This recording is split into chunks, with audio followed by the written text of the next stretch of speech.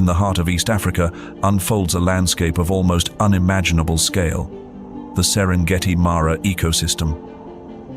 It is a world defined not by static features, but by a constant and rhythmic pulse, dictated by the harsh, unfiltered sun, and by the promise found in a distant thunder.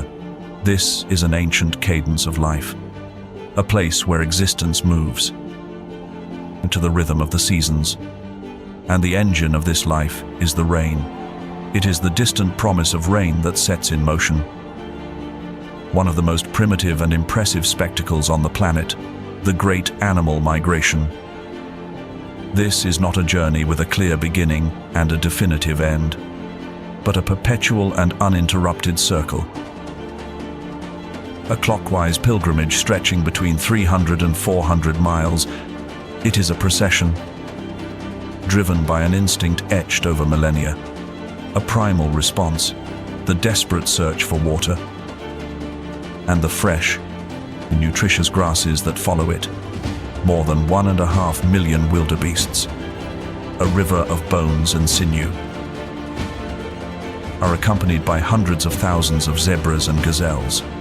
Together, they form a single colossal organism flowing across the plains, and their collective footsteps are a low, constant thunder. This is the largest migration of land mammals on Earth, a true circle of life in constant motion that shakes the ground. This journey is the very heart of the entire ecosystem. Its rhythmic pace dictates daily lives, brutal struggles, and fleeting triumphs of every creature inhabiting these lands. From the top predators lurking in the shadows to the invisible architects of the soil. Each phase of the migration is a chapter in a broader story of deep interconnection, where life and death are not opposites, but inseparable companions in maintaining one of the most complex and productive natural systems in the world. It is a drama unfolding on a vast stage, where every participant, no matter how big or small, plays a critical role. Witnessing it is witnessing the very pulse of Africa. But this pulse is driven by a raw reality. For the millions on the move, each dawn brings a new trial, and each dusk is a hard-earned victory. The journey ahead is long, and survival is not guaranteed. As the year changes, the short rains extend northward from the highlands, a wave that brings life through the southern Serengeti and the Ngorongoro conservation area. This is not simply water falling on dry land. It is an act of creation.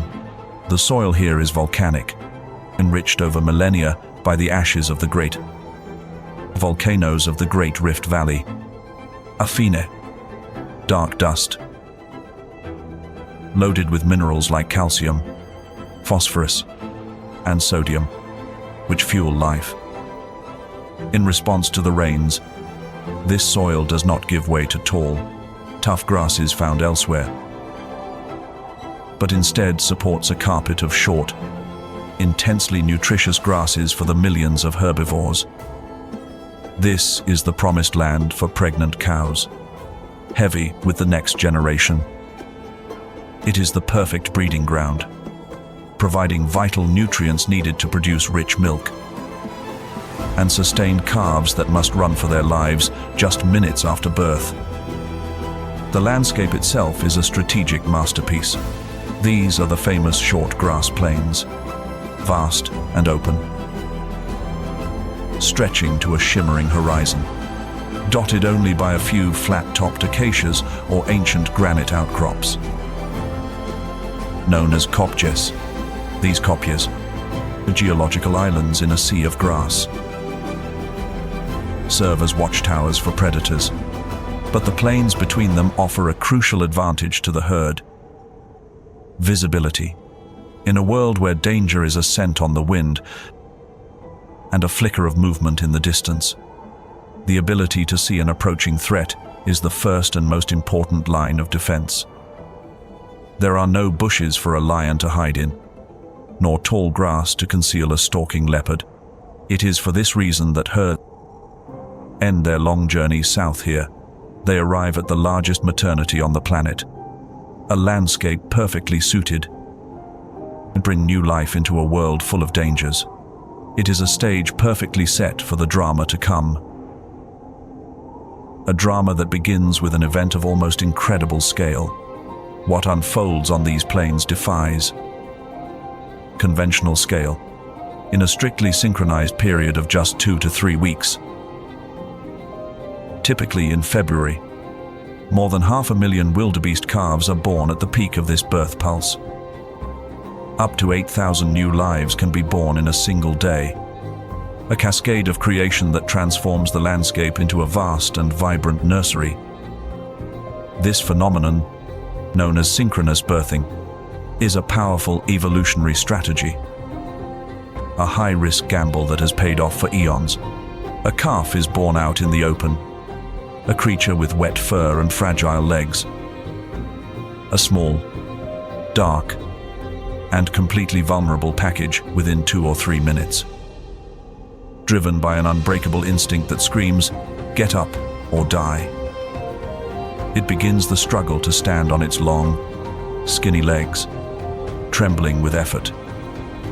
Within 5 to 10 minutes, it's standing, wobbling, more upright. And often, within an hour, it can run, reaching speeds that would challenge a human sprinter desperately trying to keep up with its mother and the ever-moving mass of the herd. This remarkable precocity is not a wonder. It's an absolute necessity in the Serengeti. Falling behind is a death sentence. The brutal logic behind this explosion of life is to overwhelm the opposition. It's a predator saturation strategy, a dark but effective form of biological insurance. The huge number of potential prey animals is so immense that it saturates the hunting capacity of resident predators. A pride of lions can only hunt and consume a limited amount. A cheetah can only make one successful kill at a time before needing to rest. Although many thousands of calves fall to predators in these critical first weeks, the vast majority will survive. For any individual calf, the chances of being singled out by a cheetah or a clan of hyenas are drastically reduced when surrounded by 500,000 others. This creates a profound ecological paradox. The birthing grounds are simultaneously the safest and most dangerous place in the entire ecosystem. For the population as a whole, it's the safest place to give birth, due to the power of numbers. But for individuals who are old, sick, or tragically unlucky, predator pressure is never more intense. The air is filled with the low bleating of newborns and the grunts of response from their mothers, a sound of life and connection. But beneath this hides a constant and palpable tension, the silent, watchful gaze of the hunter. The landscape is, at once, a cradle and an arena of survival. And as the herds grow, and the scent of new life sends an irresistible signal across the plains to the hunters. The feast is about to begin. To ensure their survival when their calves are completely defenseless, one species turns the greatest strength of the predator, its appetite, into a weakness. This birth pulse is a brilliant mathematical solution. It's not about saving every calf. It's about sacrificing a statistically acceptable number to guarantee the survival of the whole. It's the cold, hard, but beautiful arithmetic of evolution. Life on the birthing plains is ruled by markedly different rhythms. A world of hunters and hunted, of vigilance and opportunity for a new generation. The day is an unbroken cycle of anxiety and care. Her entire existence boils down to a singular focus that consumes her completely, keeping her calf alive, Her routine is relentless. She nurses her calf frequently, providing the rich, energy-packed milk it needs for explosive growth. Immediately after birth, a critical bonding process occurs. She licks the calf to clean it, imprinting its unique scent and call in her memory. From that moment, in a sea of thousands of seemingly identical animals, she will recognize her calf's voice and scent with unfailing precision. New mother herds often form nurseries or creche groups, a loose gathering that serves as a defensive formation, where calves can rest and interact under the watchful, collective eyes of many females. This provides a degree of shared security. If a smaller predator, this provides a certain degree of shared security. If a smaller predator, like a black-backed jackal, tries to snatch a calf, the mother will fiercely defend it, attacking and kicking with her formidable horns. In fact, a group of mothers will band together to drive off a threat. The grazing is constant but filled with tension. The mother must replenish the immense energy she spends producing milk. She moves slowly with the herd, head down to graze, but her ears swivel like living radars. Her eyes constantly scan the horizon. Rest is fleeting and light. She dozes standing or lies down only for brief moments, always ready to burst into action. The wind carries the scent of a lion, the distant alarm call of a bird, the sudden stillness of the herd. All are triggers that instantly put her on high alert, heart pounding. Her daily life is a testament to exhausting, endless work. Motherhood in a world that offers no second chances for hunters. The calculation is completely different. The breeding season is not a migration. It's a delivery service. The plains transform into the ultimate all-you-can-eat buffet, and every predator within a 60-mile radius converges to claim their share. The cheetah, the sprinting master of the plains, finds here its perfect arena. The open terrain allows it to unleash its legendary speed. A female with cubs will spend her days seeking perfect opportunity. A calf separated just a few yards from its mother. The hunt is a masterclass in patience and explosive power. The stalking is slow, deliberate, using the slightest dip in the terrain as cover. Then the eruption, a burst of acceleration that ends in seconds. But even for the fastest land animal on Earth, it's a dangerous game. A single well-placed kick from a startled mother wildebeest could break a delicate cheetah paw. A fatal injury in this ruthless world. The Serengeti lion prides. Undisputed power players. Operate with brutal efficiency. They are masters of ambush, using the cover of darkness or the confusion of vast herds to their advantage.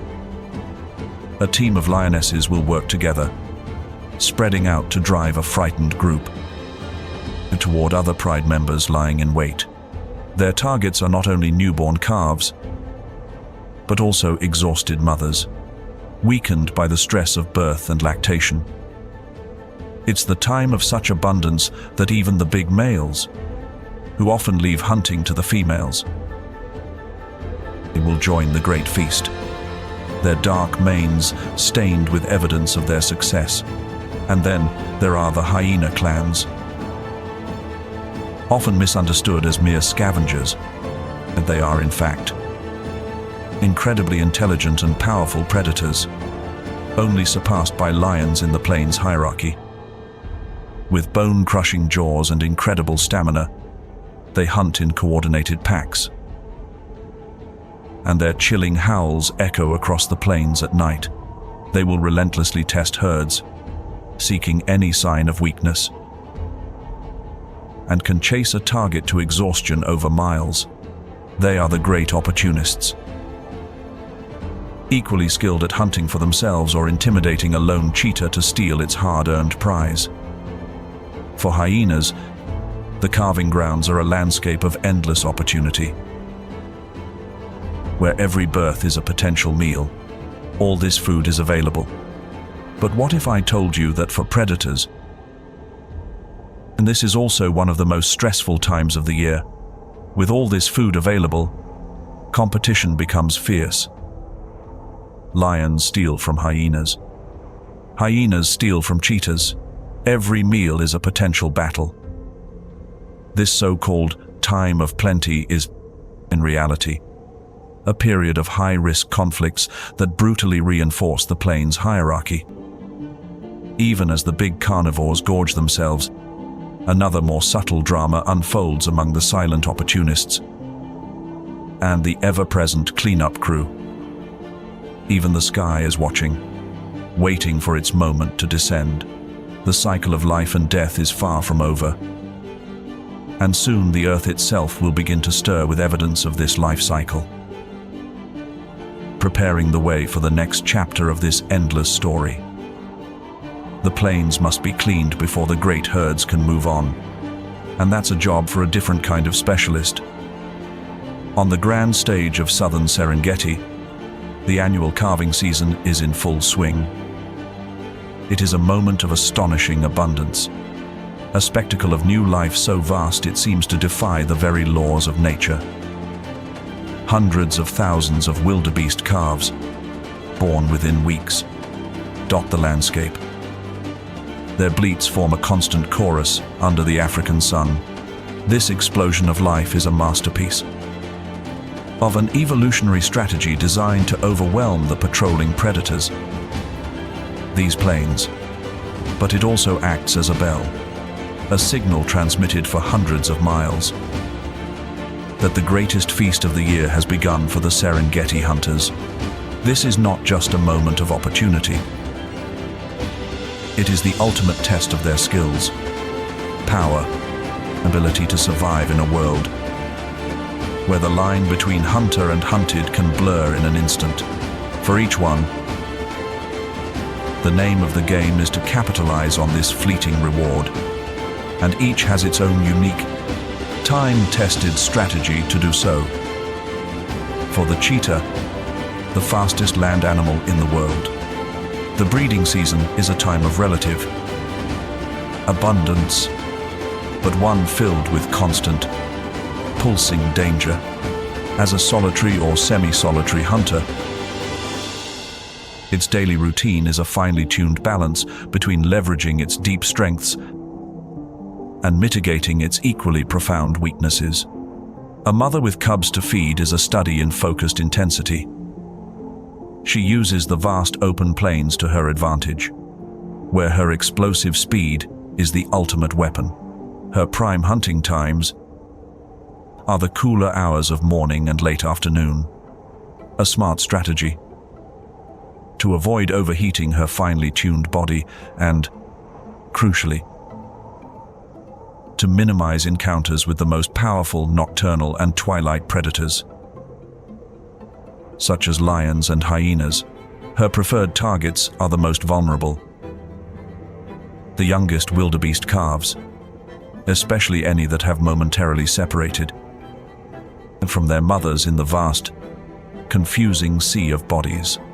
Her hunt is a masterclass in strategy and biomechanics.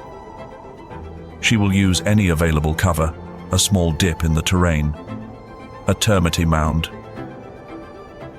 a tuft of taller grass to approach her target. Her spotted coat provides excellent camouflage against the dappled light of the savanna, making her nearly invisible. The stalking is agonizingly slow, patient, and methodical. She moves with a low profile, her body pressed close to the ground, every muscle coiled like a spring.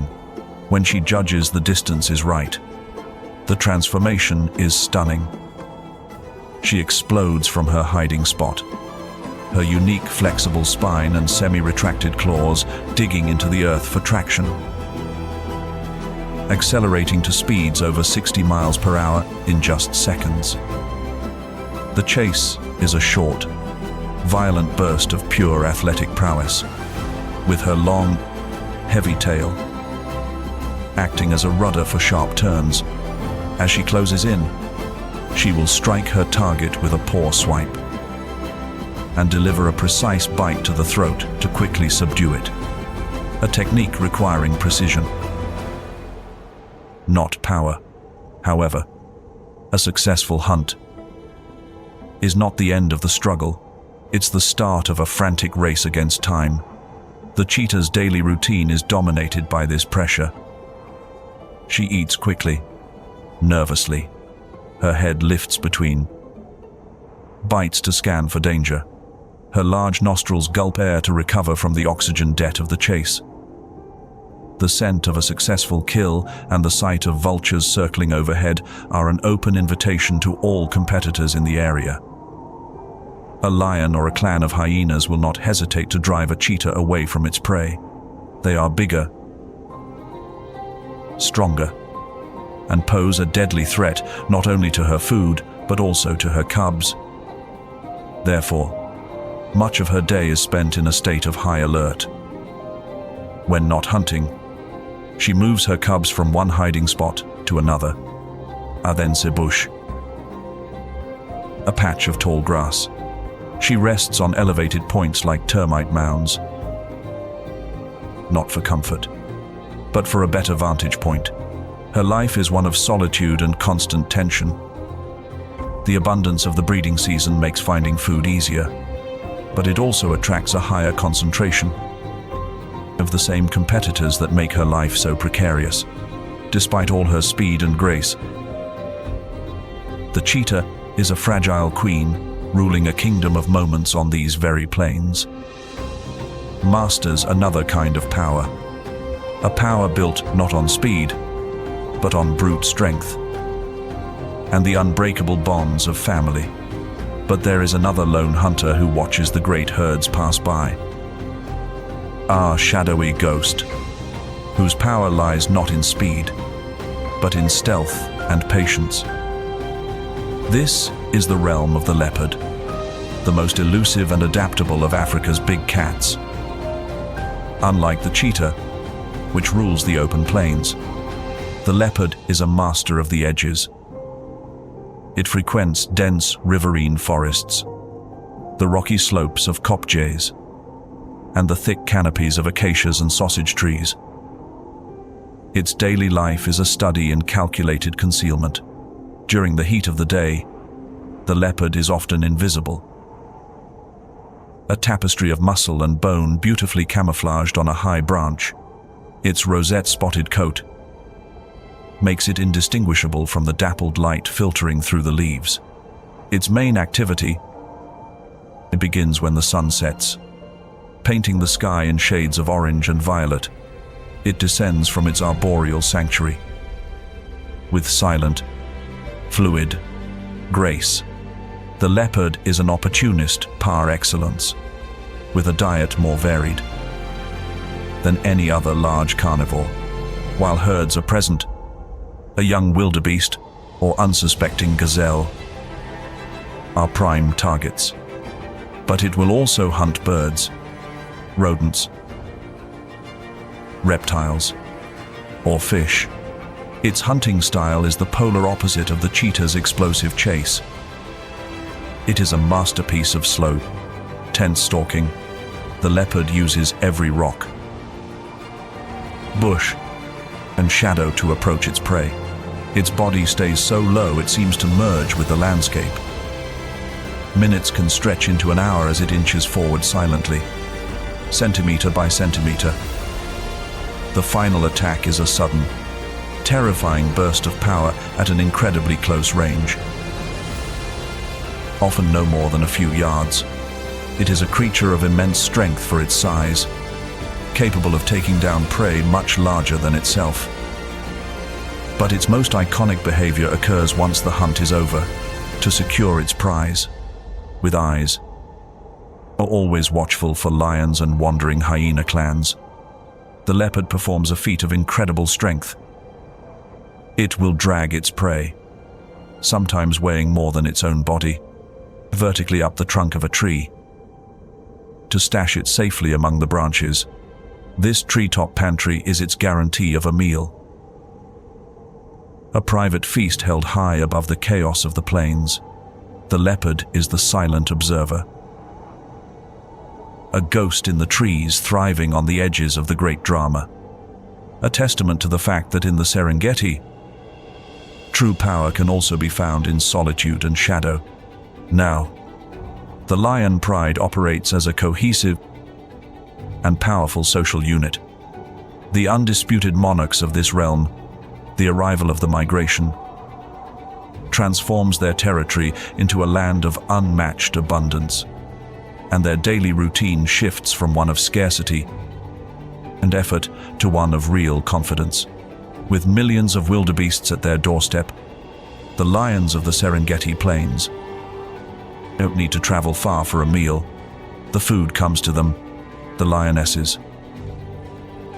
The pride's main hunters employ sophisticated cooperative tactics that are brutally effective.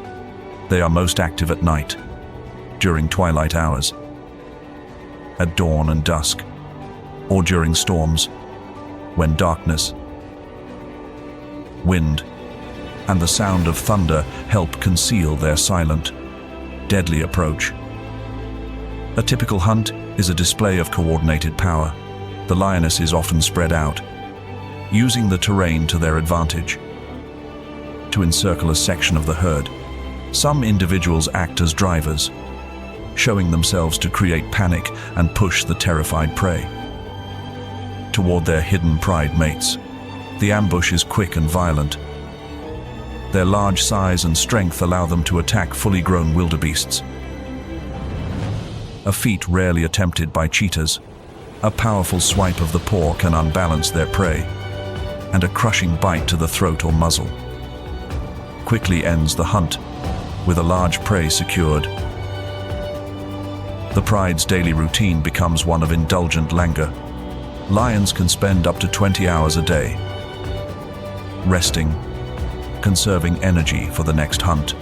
They stretch out in the shade of acacia trees or lounge on the warm granite of kopjes, which serve as excellent vantage points to survey their kingdom.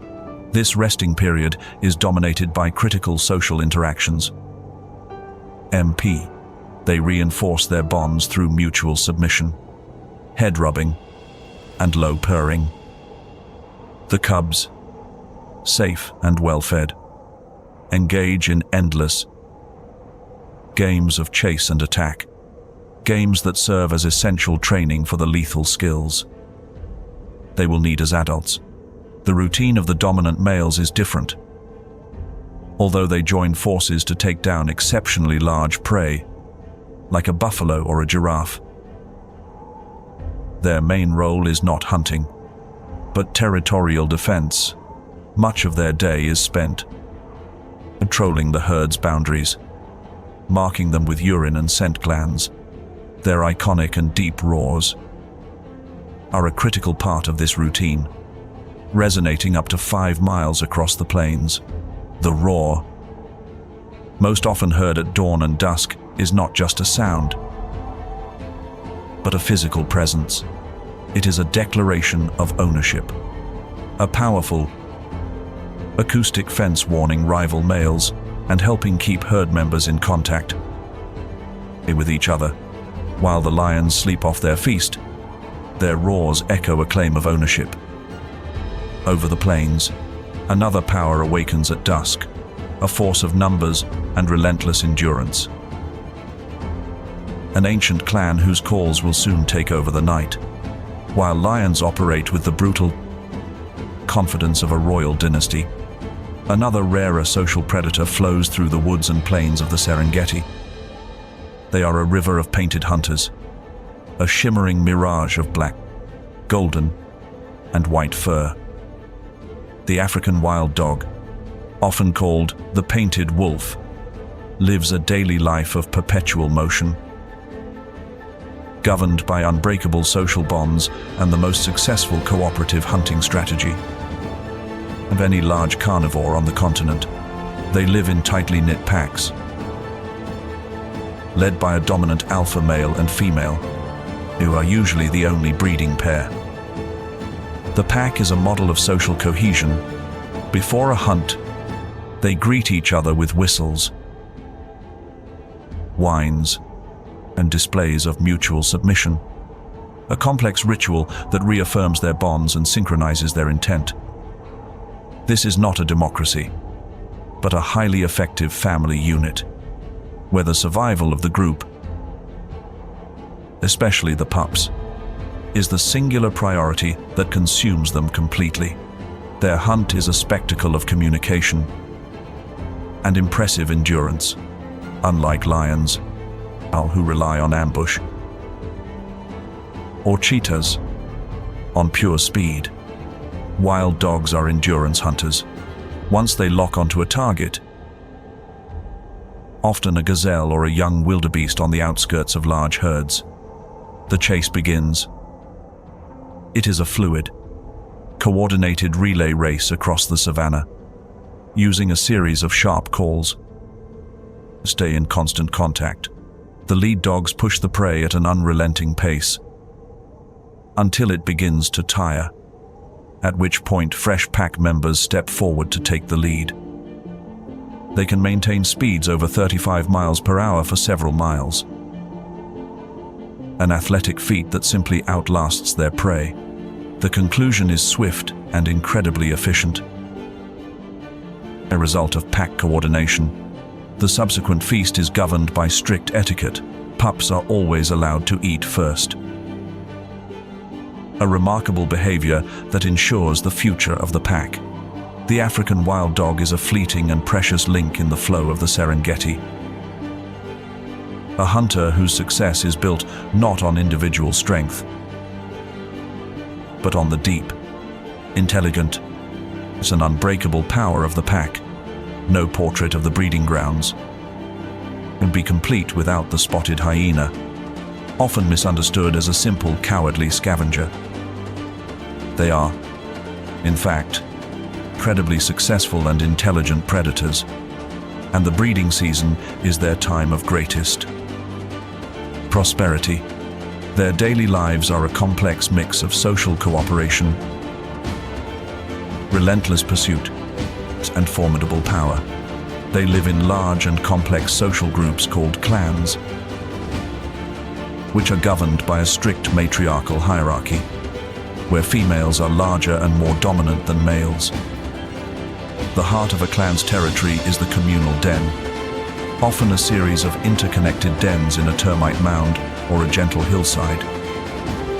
This is the social center and nursery of the clan, where the pups are raised safely away from lions while the adults are out hunting. The arrival of the wildebeest herds transforms the hyenas' food-searching strategy. They are consummate opportunists, equally skilled at scavenging leftovers from a lion as they are at making their own formidable kills. During the breeding season, they become expert hunters of wildebeest calves.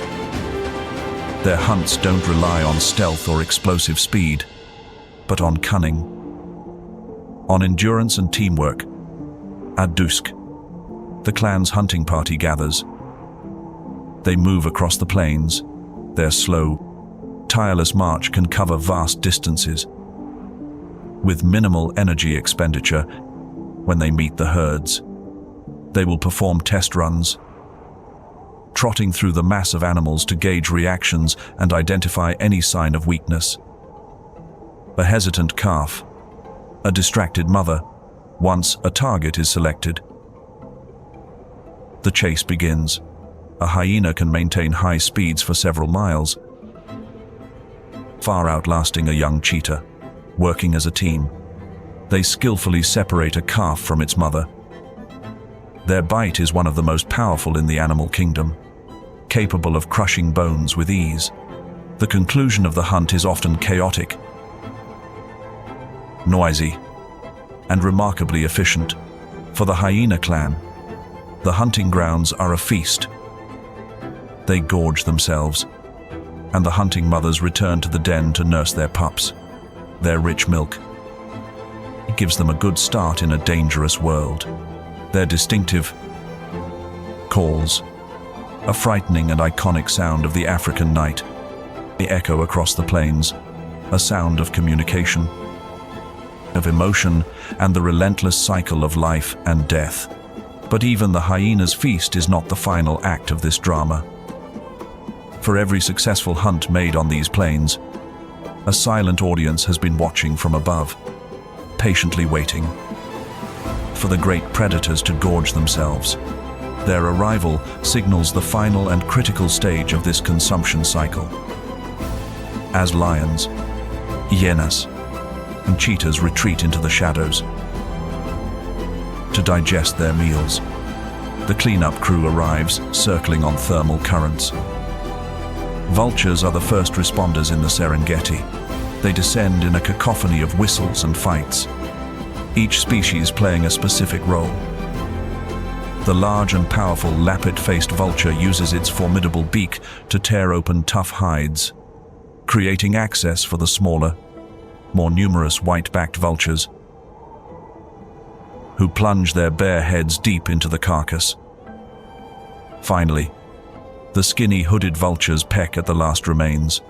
Soon, they are joined on the ground by the ever-cunning, black-backed jackals, who dart in and out, snatching bites of meat amid the chaos.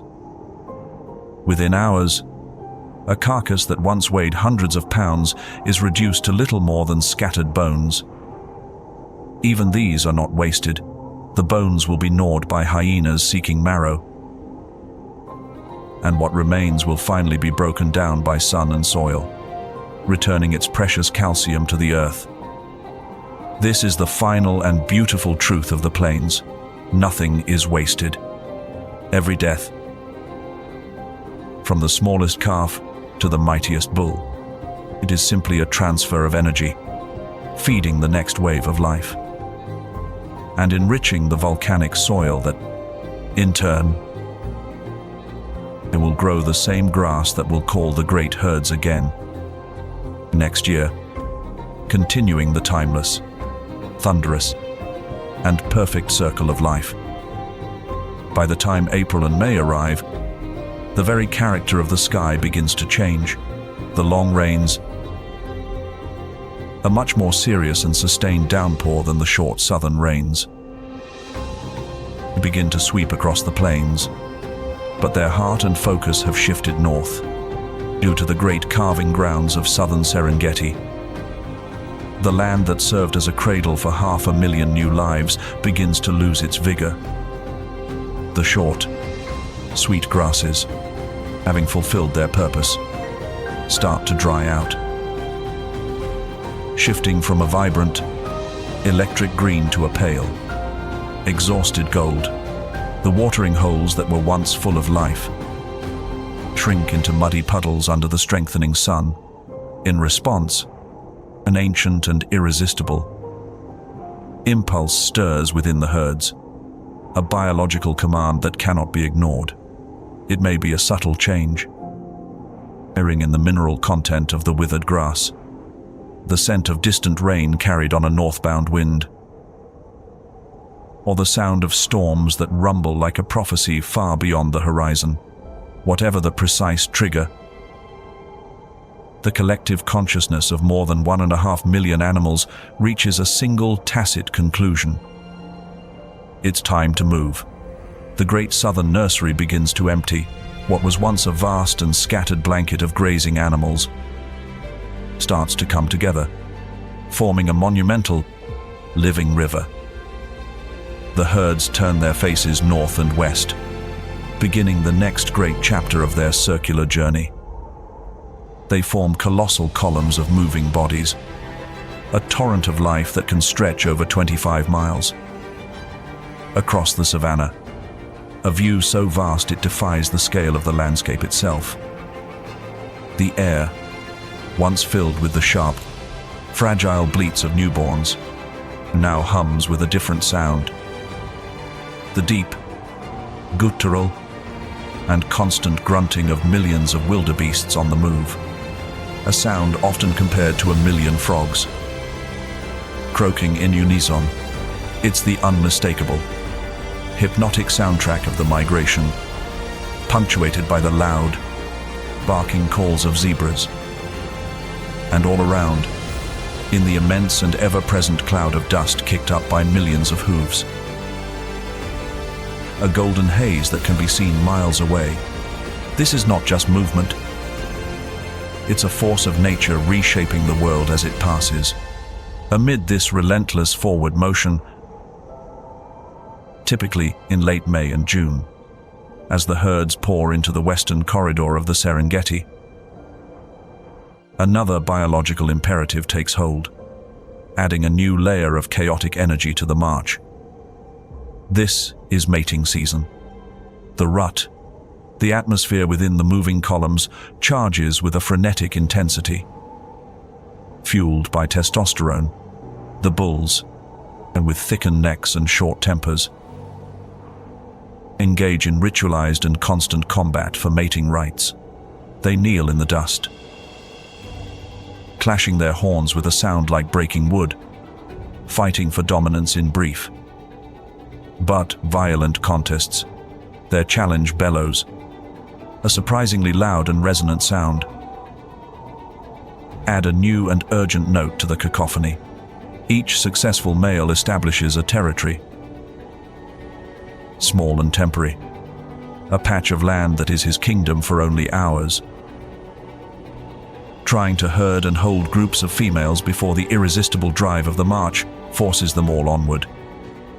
It's a spectacle of life's continuity, a frantic dance of procreation that happens in the very heart of the great pilgrimage, ensuring the next generation is conceived, even as the current one faces the greatest trials of the journey ahead. The very act of creating new life is woven into the fabric of this perilous march. Yet, this long march north is not a chaotic stampede of distance. It may seem like anarchy, but up close it reveals itself as a mobile ecosystem. Highly organized, though noisy and dusty, it's a cooperative enterprise, where different species travel together, each playing a specialized role that benefits the whole. Their daily lives are a study in large-scale symbiosis. A moving city of herbivores, with its own rules, rhythms, and internal logic. At the heart of this procession are the wildebeests, the very engine of the migration. The daily life of a wildebeest on the march is one of relentless purpose and simplicity. Graze and walk, walk and graze. They are the engine and main body of this massive movement.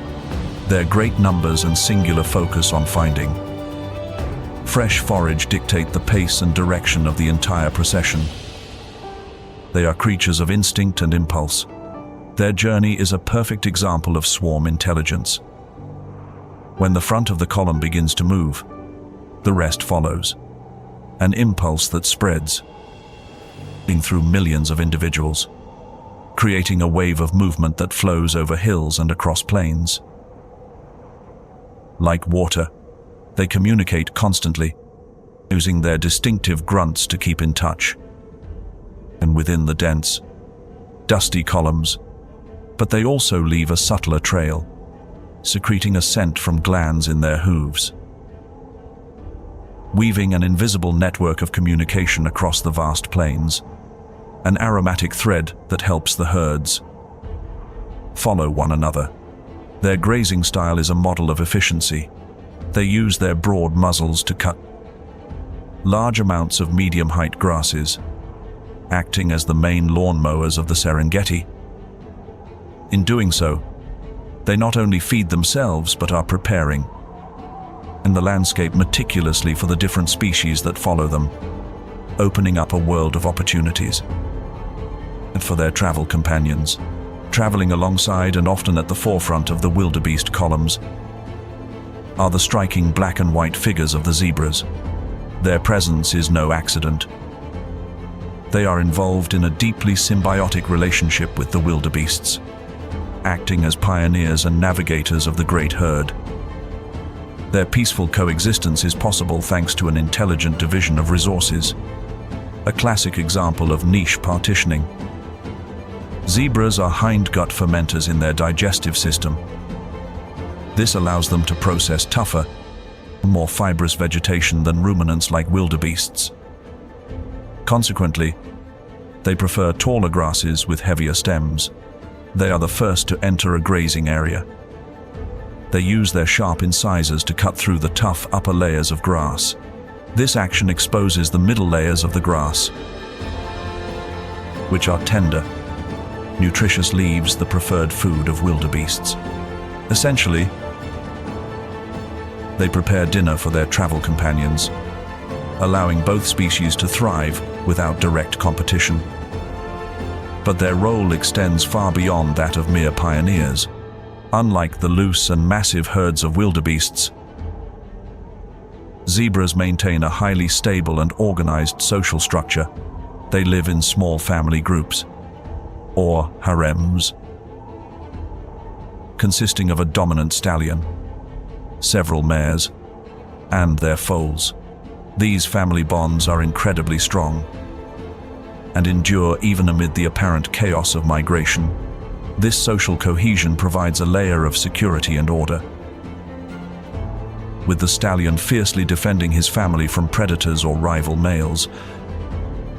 Additionally, zebras seem to possess superior memory for the landscape. They are believed to remember migration routes and the locations of critical water sources from previous years, often guiding the large herds toward the next river or watering hole that sustains life. Their senses are also sharper, with excellent vision and large, mobile ears that can pinpoint the source of a sound. They are often the first to detect danger. A sharp, piercing alarm bark from a zebra will put the entire mixed herd on high alert, a wave of panic spreading through tens of thousands of animals in seconds. They are the sentinels, the map makers, and the wise elders of the migration. This is not just a million animals walking in the same direction. So, what really holds this moving city together? It is a multi-species society on the move. Zebras are the pioneers, with better route memory. Cutting the grass. This opens up the rough terrain for the wildebeests, who are the engine of the entire procession. It is a perfect partnership that makes the whole group much more successful than any single species could be alone. Bringing up the rear of this great procession, following in the footsteps of the giants, are the smaller, more delicate gazelles. Mainly Thompson's gazelles and the slightly larger Grant's gazelles. Their daily routine is to capitalize on the work already done. After the zebras have eaten the tough tops and the wildebeests have consumed the middle layers, in come the gazelles. They are very selective feeders, using their narrow pointed snouts to pick buds and new, smaller and more nutritious grasses that grow close to the ground. Now exposed by the grazing of the larger herbivores, they benefit from the migration in two critical ways. First, the actions of the leading herbivores create their perfect foraging niche. Second, they gain immense safety from the overwhelming numbers of the larger herd, a concept known as the selfish herd theory, where the predation risk into any individual is drastically diluted. Their main defense is their impressive speed and agility, capable of executing a high-speed zigzag escape pattern, and a peculiar bouncing leap known as stalking. This behavior may serve to signal their incredible fitness to a predator, discouraging pursuit, or to gain a better view of their surroundings. Their daily life is one of careful and selective feeding in the wake of the great herds. gathering the last and richest bites of the pasture prepared by their larger companions. But even with this layered defense of numbers and symbiosis, danger is never far away. A shadow follows the herd, a relentless hunter for whom this mobile city of life is simply a moving pantry.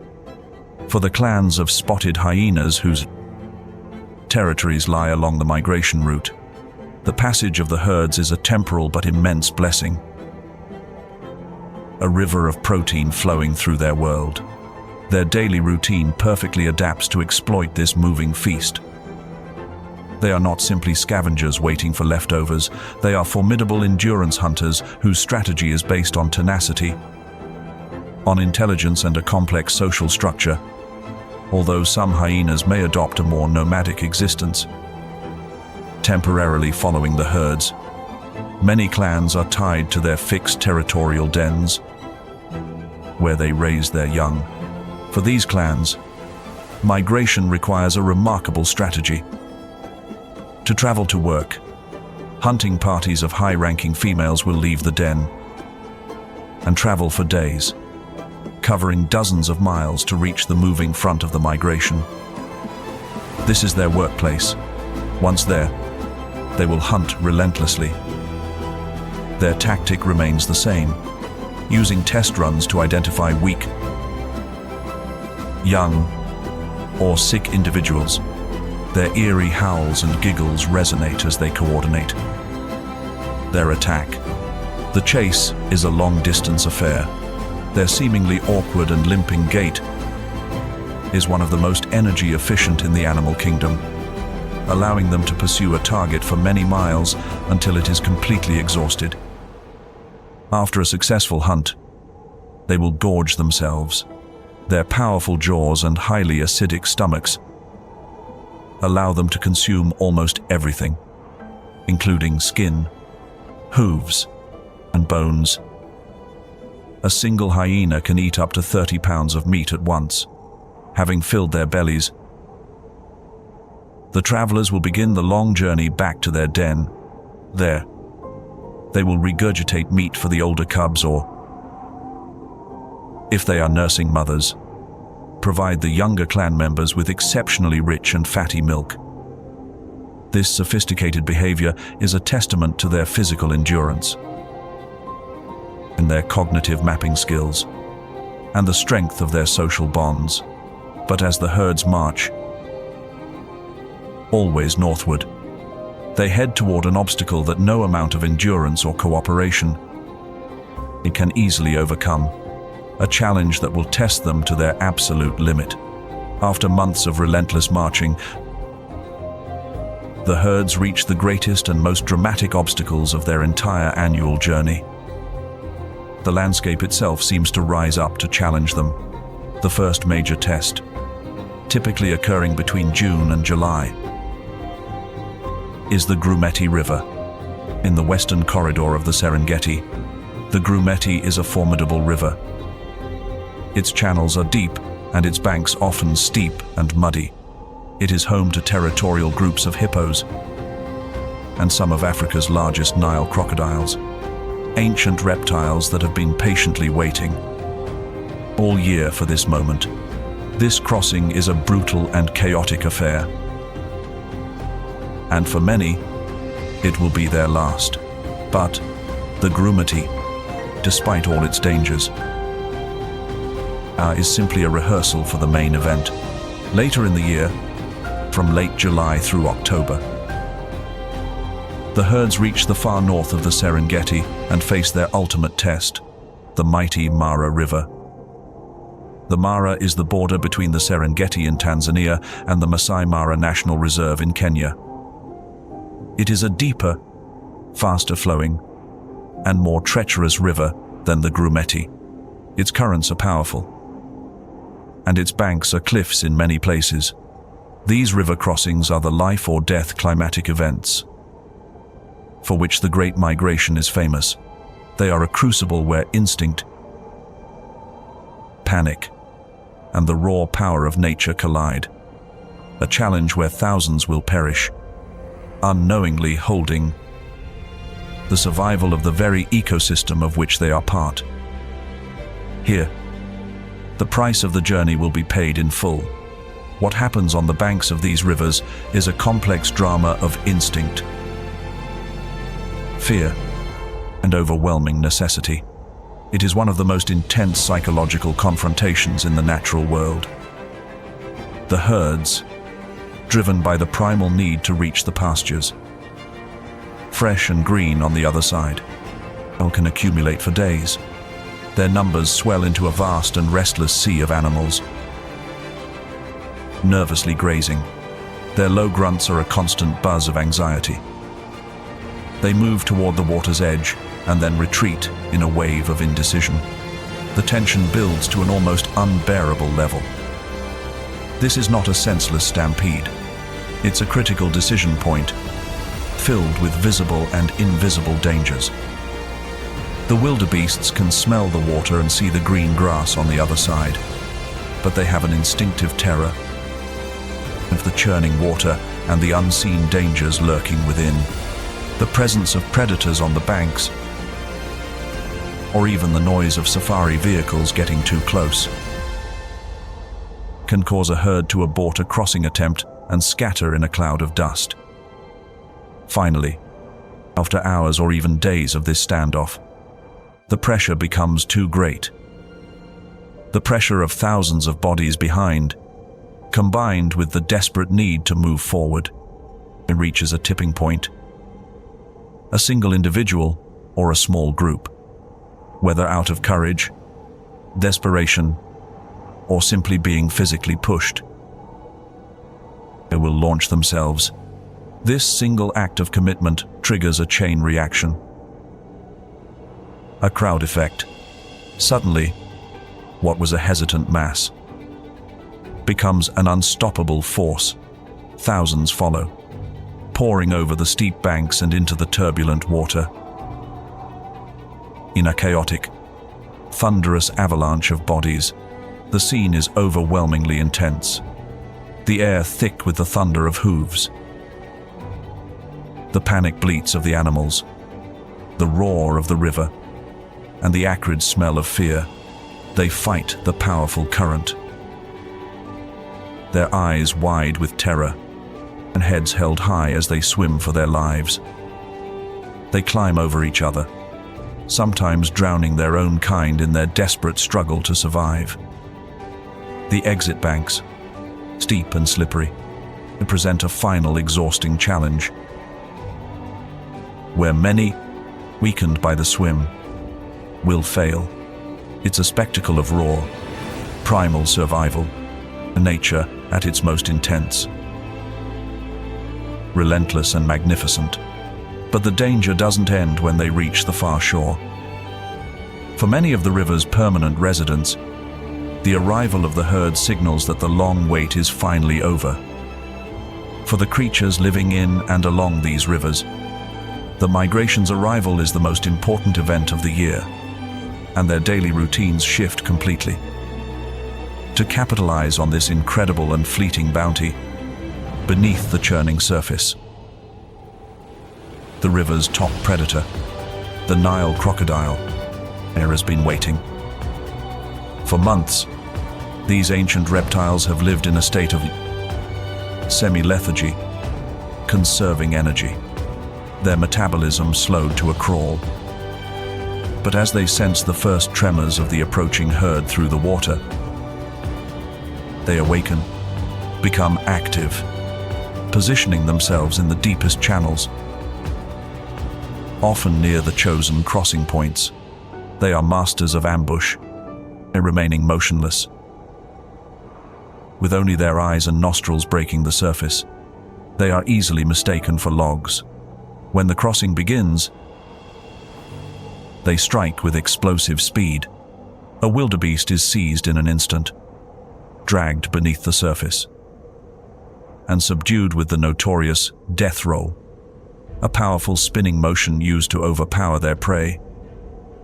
They often pin their prey under a submerged log or an undercut bank, a cunning underwater trap, returning to feast for several days. For these reptilian giants, The crossings are the annual event that sustains them for the rest of the year. The river itself has become a predator, and its teeth are made for crocodile. The challenge, however, has more than one level of danger. For those who survive the water, a new set of opportunists waits on the shore, ready to exploit the chaos and exhaustion of the crossing survivors.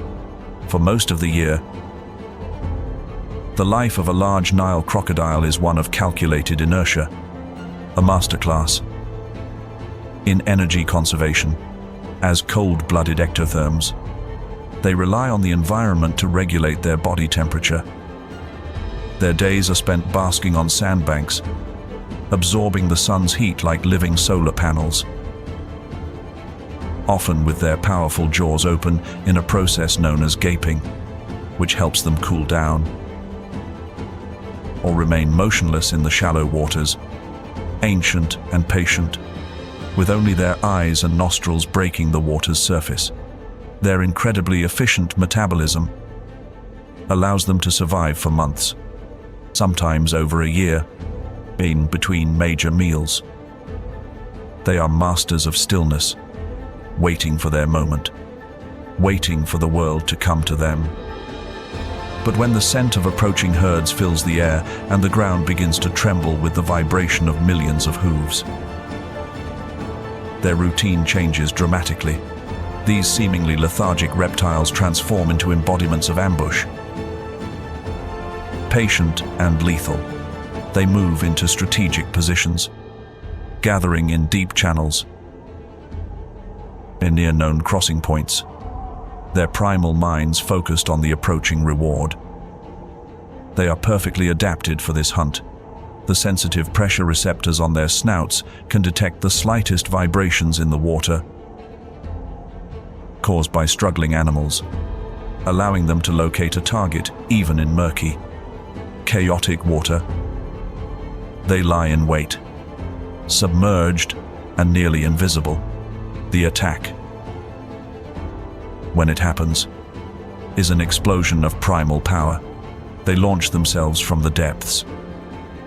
Their massive tails propel them forward at astonishing speed, grabbing a leg or a snout.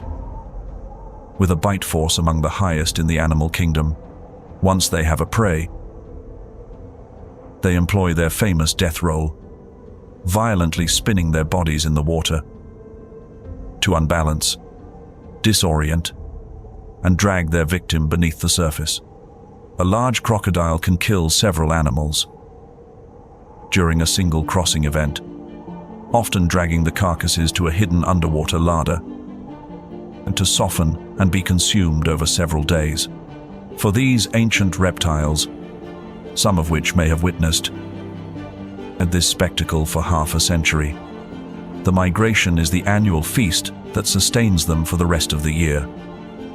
But their deadly hunt is only the beginning of the story. The river's toll is far greater than crocodiles alone can claim. River crossings leave a trail of immense loss. Thousands of wildebeests die not only from crocodile attacks, but from being trampled in the panic stampede or simply drowning from exhaustion in the powerful currents. Yet, this immense tragedy for the herds becomes a massive and localized injection of life into the river ecosystem and surrounding landscape. The carcasses dragged to the shore or floating in whirlpools represent a monumental transfer of nutrients. Thousands of tons of terrestrial biomass and life grown on the plains are suddenly delivered to the aquatic ecosystem. The sight is overwhelming, but the smell is even stronger. The powerful scent of decomposition hanging heavy in the air for miles. This annual subsidy of proteins and minerals is the very foundation of the incredible richness of Mara and Grumeti rivers, feeding everything from fish and aquatic insects to the legions of scavengers that gather for the grim but vital feast. With their phenomenal vision, vultures see the commotion miles away, circling in thermal updrafts to conserve energy. Their daily routine is to ride these invisible elevators of hot air, scanning the landscape below. When a crossing begins, they descend in vast spiraling flocks. The sound of their wings is a hurried whisper that precedes the chaos on the ground. There is a distinct hierarchy and specialization at the carcass. The powerful lappet-faced vulture, and its huge beak, it is often the first to arrive, strong enough to tear through the tough, wet hide of a wildebeest. This act of brute force opens the carcass to the others. The ruthless vulture, with its long, featherless neck, can reach deep inside to pull out soft tissues and organs. Smaller species, like the hooded vulture, come and go from the crowd, picking up the leftovers. This multi-species cleanup crew can strip a carcass to the bones with astonishing speed and efficiency. Patrolling the edges of the feast is the marabou stork, a huge and gaunt-looking bird. Patrolling the edges of the feast is the marabou stork, a huge, gaunt-looking bird. Often called the undertaker of the Savanna, its daily routine during crossings is to lurk along riverbanks.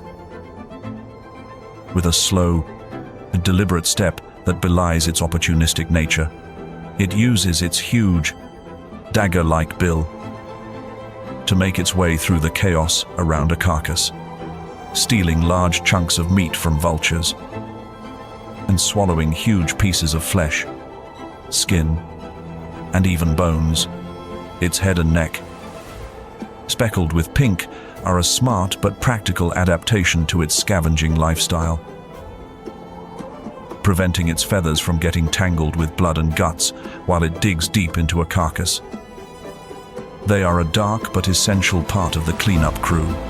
Their imposing figures are a constant presence at these sites of loss and renewal. Everyone sees the migration as a tragedy for the herds. But what if all this death was, in fact, an incredible act of creation?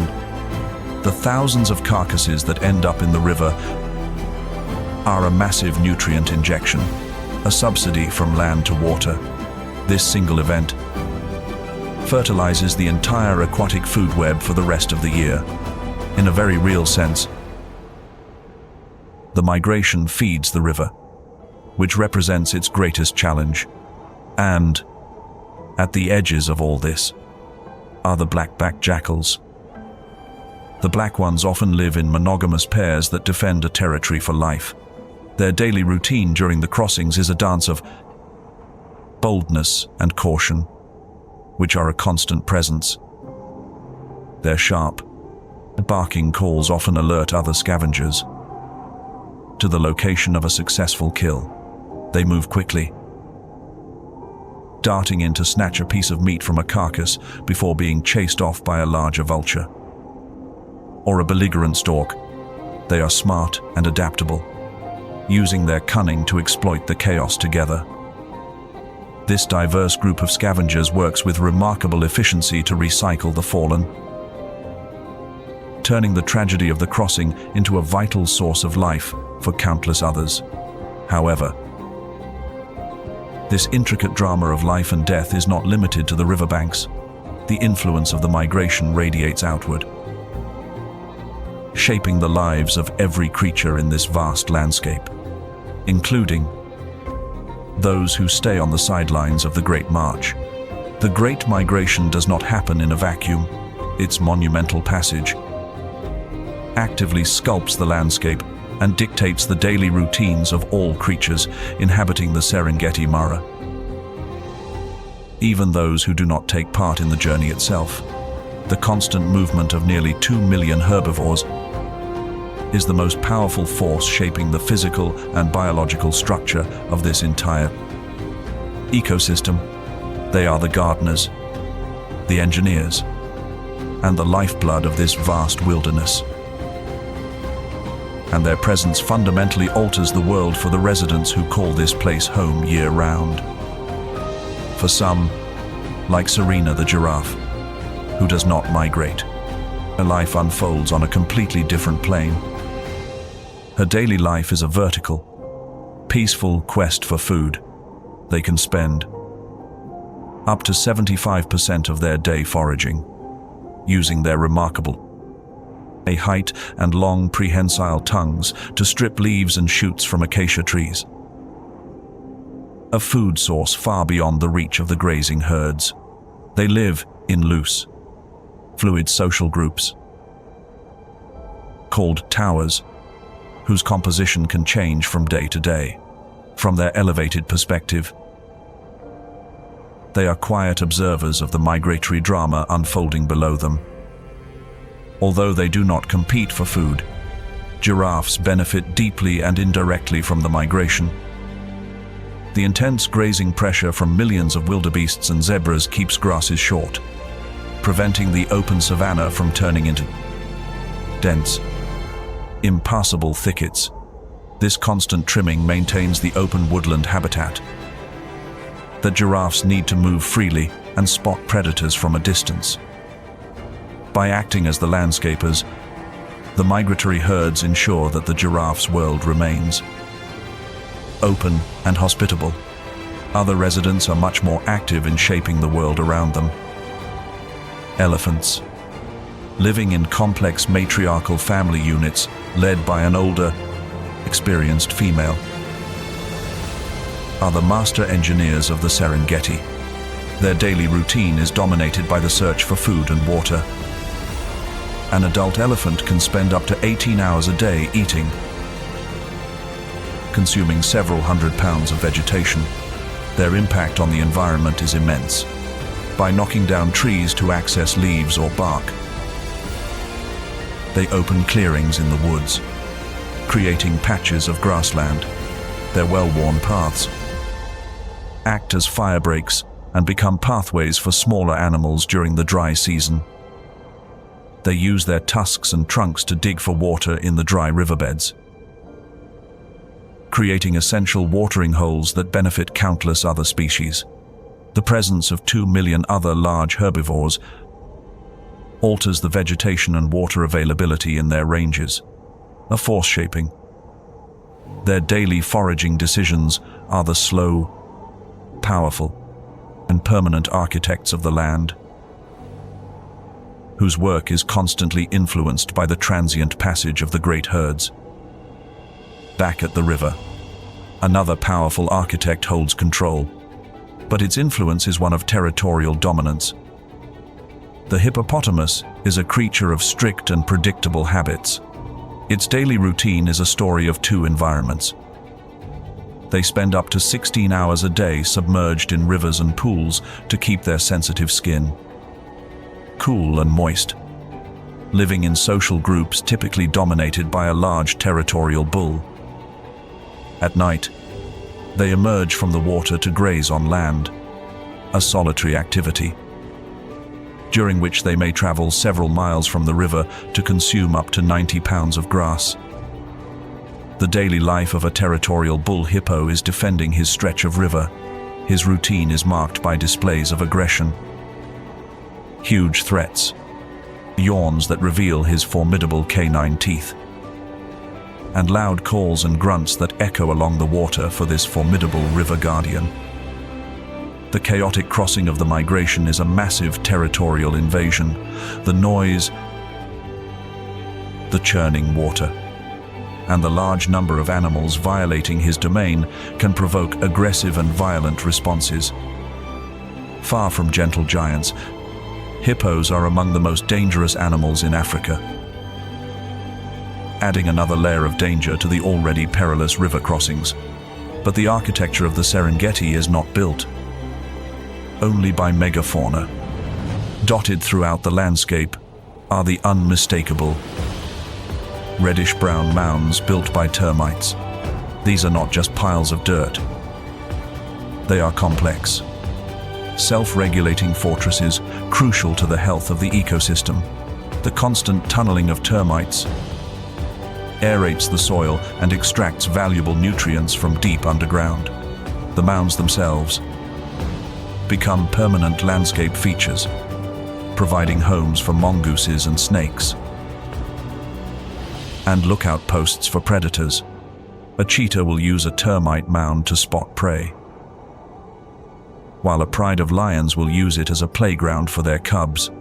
These silent earthen castles are another layer of architecture shaping life on the plains, and getting even closer reveals perhaps the most important architect of all, on a much smaller scale, but of equal importance, is the tireless work of the ecosystem's most vital recyclers, the dung beetles. The migration produces a colossal amount of waste, over 4,000 tons of dung per day. Without an efficient disposal system, the plains would quickly drown and sterilize. In the Serengeti, more than 100 species of dung beetles have specialized in processing this resource. Their daily work is fundamental to the health of the savanna. Rollers shape the dung into a ball and roll it at remarkable speed, often navigating by the light of the Milky Way. Tunnelers drag the dung into burrows directly beneath the manure. Dwellers simply live inside it. This tireless daily activity is the pillar of the nutrient cycle for the entire ecosystem. By burying the dung, these beetles fertilize and aerate the soil, disperse seeds, and prevent the proliferation of disease-carrying flies. The existence of this spectacular system depends critically on the humble daily work of an insect. A profound example that the health of the whole depends entirely on every part, no matter how small. By October and November, a shift in the prevailing winds carries the scent of moisture from the south, the promise of short rains. The same rains that triggered the explosion of life months before begin to call the herds home. Driven by this ancient call, the vast columns of animals turn once more, beginning the long journey back south toward the Serengeti breeding plains, where the cycle will start again. This is not an end, but the completion of a loop, the end of a single and powerful heartbeat of the Serengeti. The Great Migration is much more than a simple movement of animals. It is the lifeblood of the plains, the engine that drives the seasons of abundance and hardship for every inhabitant. It is an intricate and pulsating web of dependencies. Herbivores follow the rain. Predators follow the herbivores. Scavengers follow the predators. And the health of the very soil depends on the combined work of them all. Every creature, from the roaring lion to the silent dung beetle, plays an indispensable role in this vast, interconnected system. The clock that has governed this monumental movement for millennia has always been the predictable rhythm of the rains. But in a world where weather patterns are becoming increasingly erratic and unpredictable, this ancient cadence faces an uncertain future. The fragility of this cycle serves as a powerful reminder that even the grandest spectacles of nature depend on a delicate and intricate balance. As the rains become less reliable, the future of this journey hangs by a thread, a question mark looming over one of the last great deserts on Earth, a balance maintained year after year by the relentless, thunderous passage of millions of hooves across the endless African plains. And if, after seeing the elephants and lions, you believe you understand the power in this system, what would happen if the true architects of the Serengeti measured only about an inch long? Without these beetles, this magnificent entire ecosystem would drown in its own waste. Within a matter of seasons, they are the pillar, the ultimate proof that the greatest spectacles of nature often depend entirely on the smaller, forgotten players.